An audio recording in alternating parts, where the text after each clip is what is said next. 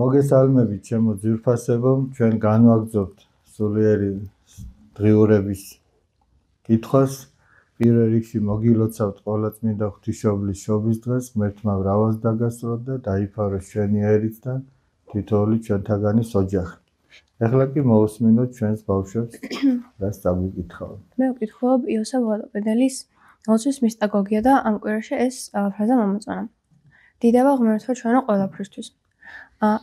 საჭიროა რომ ადამიანი მადლიერი იყოს. ღმერთი ადიდოს და მადლობა შესწიროს ღმერთს ყველაფრისთვის.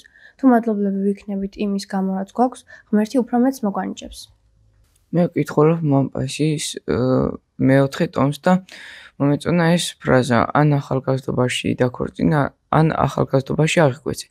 ეს ამით მომპაშის გვეუბნება რომ ახალგაზრდობაში როდეს ადამიანები ირჩევენ თავიანთი ცხოვრების გზას, შემდეგ უფრო მარტივდებათ, მაგრამ თუ 25 ან 30 წელს გადაცდა მათი ასაკი, შემდეგ უკვე უჭირთ და დაუქორწინებლები ირჩევიან და მონასტერში ვერ ახერხებიან წასვლას. მე ვკითხულობ მომპაის მთაწმინდელის წიგნს „ნებები და სათნოებები“ და ამ კვირაში ყველაზე მეტად მომეწონა ეს გამონათქვამი. დავივიწყოთ საკუთარი თავი. ადამიანმა არ უნდა იფიქროს საკუთარ თავზე და არ უნდა იფიქროს რომ როგორ დარჩეს ნასიამოვნები. არამედ უნდა იფიქროს თუ სხვა როგორ გაახაროს და მუდამ სხვაზე უნდა ფიქრობდეს. მე ვკითხულობ მამაპაისი მთაწმინდელის მესამე წიგნს სულიერი ცხოვრება და მე მომეწონა ამ კვირაში ეს გამონათქვამი. თუ კვირნუმე იმ აზრით მოქმედებს, რომ ღმერთი ხედავს მას, აკვირდება მის ნამოქმედებს, იგი რასაც უნდა აკეთებდეს, ყველაფერი გამოვა. ამიტომაც ჩვენ ყველა ადამიანს უნდა გვახსოვდეს, რომ ღმერთი ყველა ქმედებაში გვიყურებს. მე ვკითხულობ მამაპაისი ათონელის მეექვსე ტომს და ამ კვირის საკითხაობიდან მომეწონა ეს გამოთქმა. მნიშვნელობა იმას კი არ აქვს, როგორ რამდენს ლოცულობს ადამიანი, არამედ როგორ ლოცულობს ადამიანი. ეს პრობლემა დღევანდელ პერიოდში მე ვფიქრობ არა მარტო ქრისტიან ადამიანებს, სხვა რელიგიის მქონე ადამიანებსაც აქვთ. ზოგადად ჩვენ ლოცულობთ გავარხატების წინ, საათობით და თუმცა ჩვენ ლოცვა შეიძლება არ ქონდეს ის მადლი არ მოგწეს, იმიტომ რომ შესაძლოა ხატების წინ მდგავართ, ხშირად იმ ლოცვაზე არ ვფიქრობთ და ფიქრით ვარ სხვაგან. ხა მე რო დავუშვათ ხატების წინ მდგავარ და ფიქრებში ამერიკაში მაგან ვასყიდრობ, ის ლოცვა როგორ უნდა შეიწიროს.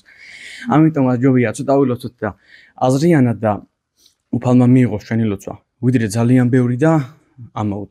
ეს დროის ფუჭიც კარგად იქნება და ჩვენთვისაც ძალიან არაფრის მონტანი ეს ფუჭი ლოცვა. ოღონდ რა ვთქვათ, იცი კიდე რომ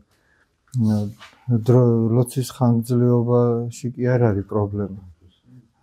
ლოცვის ხარისხში არის პრობლემა, იმიტომ რომ ახლა შეიძლება ადამიანმა თქვას რომ მოდი ცოტას ვილოცებ, მაგრამ ხარისხიანად შეიძლება ის ცოტას თუ ხარისხოდ გააკეთოს. აი მაგალითად დილის ლოცვა ხო არის? დავუშვათ ახლა მე გამიგია ხომ ვიღაც ამბობს რა დილის ლოცვას ცლად რო ვკითხულობ, ცლად რა სულ 20 წუთი უნდა ახლა 20 წუთი შეიძლება ვრცელი და არ ქვა. სადაც ამდენ საათიანი ღამის ლოცვები არსებობს და ხა 20 წუთს რო შენ დიდი ლოცვა დაარქვა და ფიქრობს მოდი მოკლე ლოცვას ვიტყვი და გულით ვიტყვი. მე იცი რა ხდება? იმ მოკლე ლოცვასაც უკვე მექანიკურად ამბობს ადამიანი. აღარც იმას აღარ ამბობს იმ გულით. ამიტომ პრობლემა არის ჩვენს მიდგომაში ლოცვასთან. შეიძლება ვრცელი ლოცვა ადამიანმა გულით ილოცოს, შეიძლება მოკლე ილოცოს გულით. შეიძლება ვრცელი ლოცვა ადამიანმა უგულოდ ილოცოს და ვერაფერი გაიგოს, შეიძლება პატარა ლოცვაზეც იგივე დაემართოს. ამიტომ ჩვენ უნდა ვეცადოთ რომ ის ლოცვითი კანონი რაც გვაქვს, კი არ შევამციროთ იმის გამო რომ მოდი უფრო გულით ვილოცებ, არამედ ის ხარისხი გამოვასწოროთ იმის. აი რასაც შენ ამბობ, იდგე ხატების წინ, მაგრამ ლოცვაზე ფიქრობდე, ისე საუბრობ ფიქრობდე. მე ვკითხულობ მამაპაისის პირველ ტომს და ამ კვირის საკითხავებიდან ყველაზე მეტად მომეწონა ეს ფრაზა. რაც უფრო მეტად თრგუნავენ სხვები ადამიანს და რაც უფრო ძირს სცემენ, მით ღმერთი მას უფრო აძლიერებს და ზეცაში ახლავს. და მას მაგალითად მოყავს წყალში მოცარავი ადამიანის შესახებ, რომ ადამიანი როდესაც წყალში ცურავს, მას წყალი ამოატირებს. ქება ადამიანი სულს აამაღლებს და როდესაც სული თავს აიმაღლებს, მაშინ ამ პარტავნება შეიბრუნოს. ცამდე აიტაცებს და შემდეგ ჯოჯოხეთის უბსკრუსში ჩააგდებს. ამიტომ უნდა სხვაგან ამბობს წმინდა იოანესინელი ჩვენ არაერთხელ გითხოვს. პირში მაქებარი კაცი არის ეშმაკის მოციქულიო. შენ აქებ ადამიანს და მერე მართლაც იჯერებს, გაამაყდება და მერე ამ პარტავანთა შემოსრავს ღმერთიო. მერე იმას რაღაცა დაცემა ელოდება. იმიტომ რომ ის ისევ დამდაბდეს და ნორმალურ მდგომარეობაში მოვიდეს. მე ვკითხულობ წმინდა სერაფიმ შაროველის წიგნს და ამ კვირაში წაკითხულებიდან ყველაზე მეტად მომეწონა ის ფრაზა, რომელსაც წმინდა სერაფიმ შაროველი მაშინ იხსენებდა, როდესაც ვინმე ადამიანი მისთვის რაიმეს დაშავებას აპირებდა. ნუ გეშინინ მათგან, რომელთა მოსწყვიდან ხორცნი, ხოლო სულსა ვერ წიფების. მოკლედ, არამედ გეშინოდნენ მისი უფრო ის, რომლის შემძლებელ არს. სულსა წარყენა გენესა შინა. რას ნიშნავს აი როგორ ფიქრობ?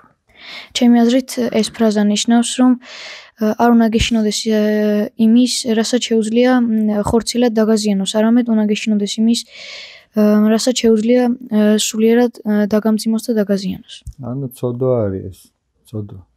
ცოდვას უნდა გაურბოდეს ადამიანი. მე ვკითხულობ წმინდა იოსების სიკასტის ცხოვრებას და სწავლებას და წავიკითხე ამ კვირაში ასეთი რამ. ადამიანის ცხოვრება სამი რამისგან შედგება: სულის, სხეულისა და გარემოსგან. სხვა სიტყვებით კი, შიდა, გარე და გარემოსგან. სამივეგან ჩასაფრებულია ეშმაკი, სრული მზადყოფით და სრული აღჭურვილობით. რა სიკეთეც არ უნდა გააკეთოს ადამიანმა, ან რაც არ უნდა მოიფიქროს მან, ეშმაკი სულს ცდილობს მას ხელი შეუშალოს და რწმენა შეურყიოს. მე ვკითხულობ მამა პაისის ერთ-ერთ წიგნს სულიერ გამოღვიდებაზე და ამ კვირაში წაკითხულთაგან მომეწონა ერთი ფრაზა, რომელსაც თვითონ მამა პაისი ამბობს. ყველა ადამიანი სიმშვიდეს ეძებს, მაგრამ მათ არ იციან, რომ ეს ყოველივე სიმშვიდე მოდის შიგნიდან. აი როგორ ფიქრობთ, საიდან მოდის სიმშვიდე? თქვენი აზრით, აი რა უნდა გააკეთოს ადამიანმა, რომ შვიდად იყოს, სიმშვიდე გქონდეს? სინანული, რადგან სინდისი დაიმშვიდოს. სინანული, რადგან სინდისი დაიმშვიდოს. ხო, ეცადოს, რომ ჯერ სინდისიერად გააკეთოს ყველაფერი. და არაფრის გამო არ ღირს სინდისის ესე იგი დამძიმება. რაღაცა ნებისმიერი რამე რაც არ უნდა იყოს, სინდისი არ უნდა გიმძიმდებოდეს, ისე უნდა გააკეთო, მაგრამ მაინც თუ სადღაც მოხდა გადაცდომა, მერე იქ თავის მართლება არ ამშვიდებს სინდისს, იქ სინანული ამშვიდებს. და მეორე კიდე, თუ შენ ცდილობ, რომ სხვა ადამიანი მშვიდად იყოს, მაშინ შენს გექნება ის სიმშვიდე. თუ შენს გამო სხვა აფორიაქებულია, შენ რანაირად გექნება სიმშვიდე. იმისათვის რომ გონება და გული განიწმინდოს, არ უნდა მივიღოთ მზაკვარი გაზრები. ეს იმას ნიშნავს, რომ თუ ჩვენთან მოდის მზაკვარი და ეშმაკეული აზრები, არ უნდა მოусმინოთ და არ უნდა განვიხილოთ ის აზრები. მე ვკითხავ მამ პაისი მთაწმინდელის ცხოვრებას და ამ კვირაში გამავარჩევდი ერთ-ერთ ფრაზას. მრავალნაირი ცრემლი არსებობს. სინანულის ცრემლი ნამდვილია, ცოდათაგან განწმენდილია. არსებობს ჩუმი ტირილიც, უჩინარი. ზოგჯერ ერთი ამოხრა უფრო მეტია, ვიდრე უხვად დაღრული ცრემლი. მამ პაისი ამით გეუბნება, რომ ცრემლი შეიძლება ბევრმა რაღაცა მოგვაროს, მაგრამ თუ შენ რაღაცას ნანობ და ამიტომ ტირი, ეს ნამდვილი ცრემლებია. ისინი ცოდათაგან არის განწმენდილი. არ არის აუცილებელი ყველას დასანახად ტიროდეს ადამიანი. ზოგჯერ საკუთარ თავთან მარტო დარჩენილი ტირილი უფრო მეტია, ვიდრე ხმამაღალი გოდება. მე ვკითხულობ მამა პაისის მეოთხე ტომს და აქ მამა პაისი გვეუბნება, რომ თითოეული ადამიანი მოვალია კეთილად მოიხმაროს თავისი მინიჭებული შესაძლებლობები. ამით მამა პაისი გვეუბნება, რომ არის თითოეულ ადამიანს ღმერთმა მიანიჭა რაღაც შესაძლებლობები და ადამიანმა უნდა სწორედ გამოიყენოს ეს შესაძლებლობები. მაგალითად არის ადამიანები, ვისაც კარგი ხმა აქვს და კარგად ღერიან და ეს შესაძლებლობა კარგად უნდა გამოიყენონ. მე ვკითხულობ მამა პაისის მესამე ტომს და მომეწონა ეს ფრაზა. ნეტარ არიან, რომელი არ აუხილავთ და არ წამთ. ეს ნიშნავს იმას, რომ ზოგი ისეთი ადამიანი, რომ თვალს უნდა წამოუდგე ეს ფაქტი, რომ დაიჯეროს. ზოგი ისეთი ადამიანი, რომ ზოგის სიტყვას ენდობა. ჩვენ თუ იგულისხმებით მამაში. აი კონკრეტულად ჩვენ 25. ვისაც უფალი არ უნახია და წამს, იმაზე ამბობს. ნეტარ არიან, რომელთან არა უხილავდა რწმენე, ამას თავად უფალი ეუბნება. მოციქულს თავად უფალი ეუბნება. და ჩვენც ვიგულისხმებით თავის თავად და ყველა ვისაც უფალი თავის თვალით არ უნახავს. ახლა მოციქულები და მისი თანამედროვეები ხედავდნენ თავის თვალით. მაგრამ ჩვენ რომელსაც არ გვინახია, ჩვენ გწამს. ზოგი რამე ისეთია, თუ არ ირწმუნე, ვერ დაინახავ. ხო ამბობს ესე წმინდა ილია მართალი. ზოგი რამე ისეთია, თუ არ დაინახე, ვერ ირწმუნებ და ზოგი ისეთია, თუ არ ირწმუნე, ვერ დაინახავ და უფალთან დამოკიდებულება ეგეთია, თუ არ ირწმუნე, იმას ხორციელი თვალებით ვერ დაინახავ, იმას სულიერი თვალით ხედავ. მე ვკითხულობ მამაპაის მთაწმინდელის ნებები და სათნოებები და ამ კვირის საკითხებში მომეწონა ეს ფრაზა. ქრისტეს სიყვარულის გამო ცხოვრების მკაცრი პირობების არჩევა გულში ქრისტეს მიერ ლმობიერებას აღწრავს. შენ როგორ გესმის? აი მოდი ძალიან მარტივად რო თქვა. სახში არის ნაგავი გადასაყრელი. დავუშვათ 3 ხარ 4 თუ 5 დედმამიშვილები. შენ თუ აიჩო იმას რომ წვიმიან ამიჩი ადგე და თქვა რომ მოდი მე გადავყრი მაგ ნაგავს, შენ მკაცრ პირობებს ხო ირჩევ? ახლა ჩვენ ხო სამონასტრო ცხოვრებაზე ვერ ვიტყვი, ჩვენ ერთში ცხოვრობ. შენ თუ აირჩევ რომ ქრისტეს გულისთვის გააკეთო ეს და სხვას შეუმსუბუქო და შენ ძიმე პირობები აირჩიო და წახვიდე და გადაყარო, შენს გულში სითბო ჩაიღრება, მობიერება.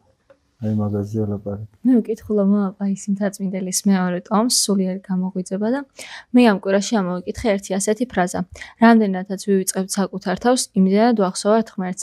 ეს ნიშნავს, რომ უნდა ვიცადოთ, რომ საკუთარ თავზე არ ვიფიქროთ იმდენად და შეგვიძლია ვიფიქროთ სხვაზე და უფრო გავახსენდებით ღმერთს და ისაც ჩვენს გვერდით არის ყოველთვის, მაგრამ უფრო დაგვეხმარება.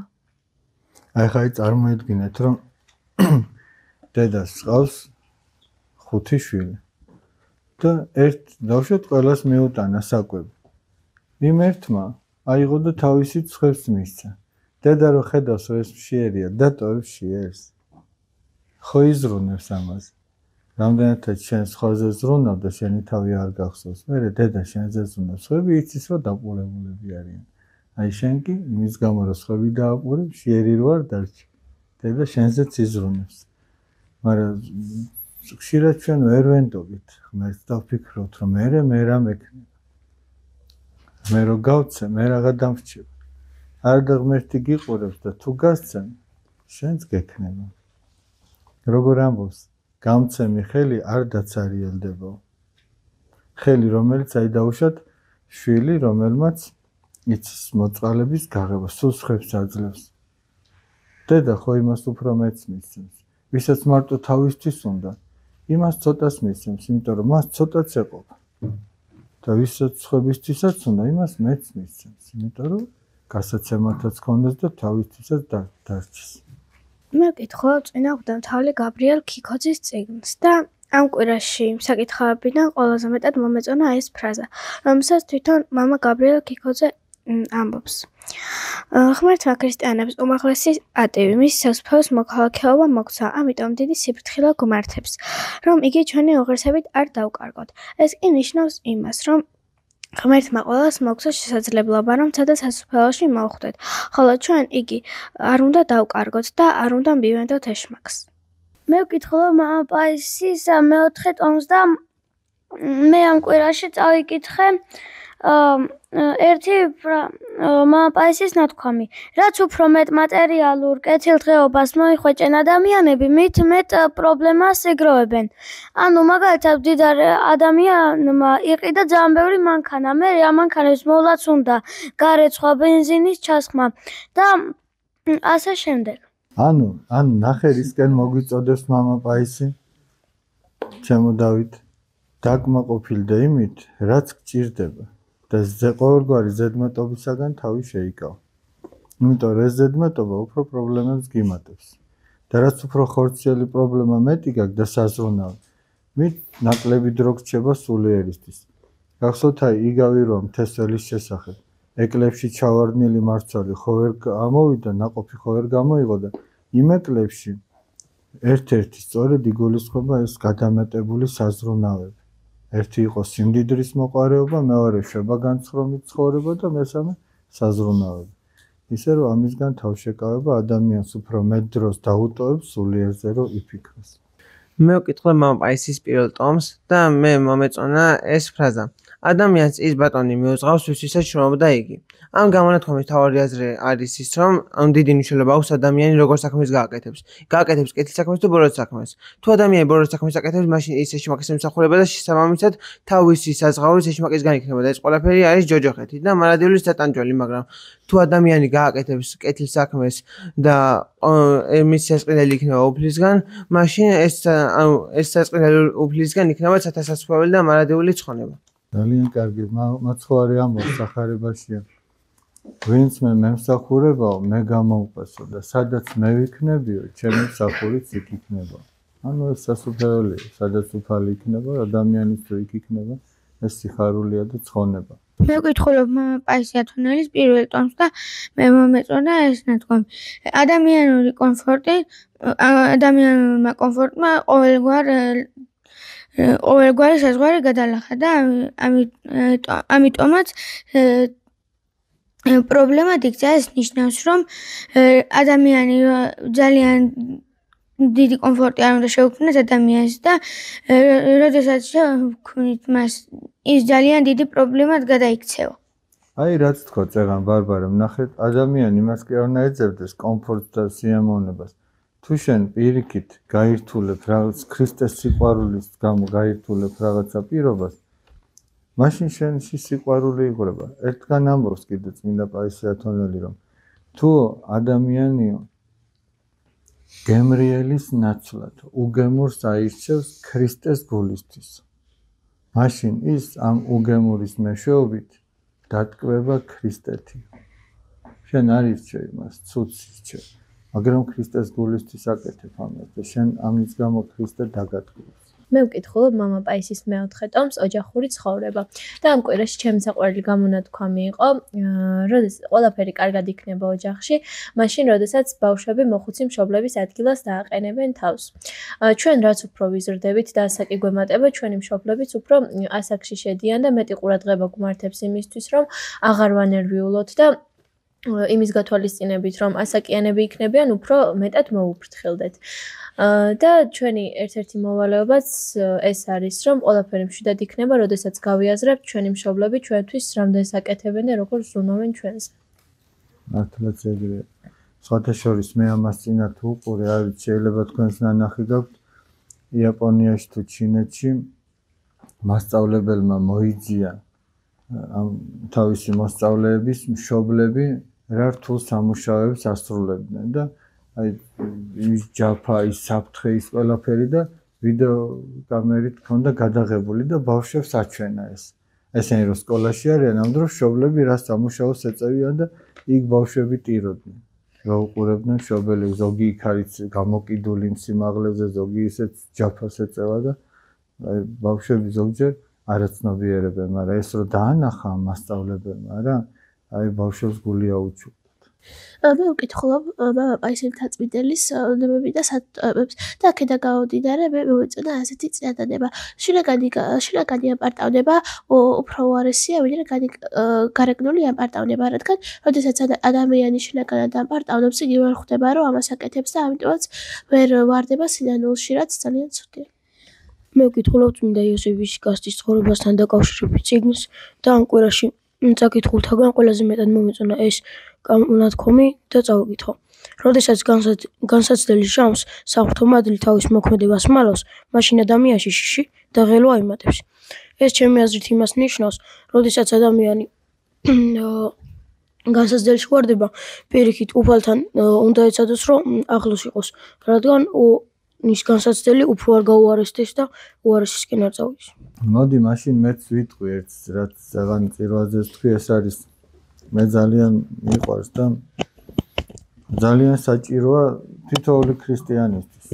კიდევ ერთხელ გავიმეორებ, რომ კეთილგონიერი ქრისტიანი ყოველ საღამოს გამოიკვლევს თავის სულიერ მდგომარეობას.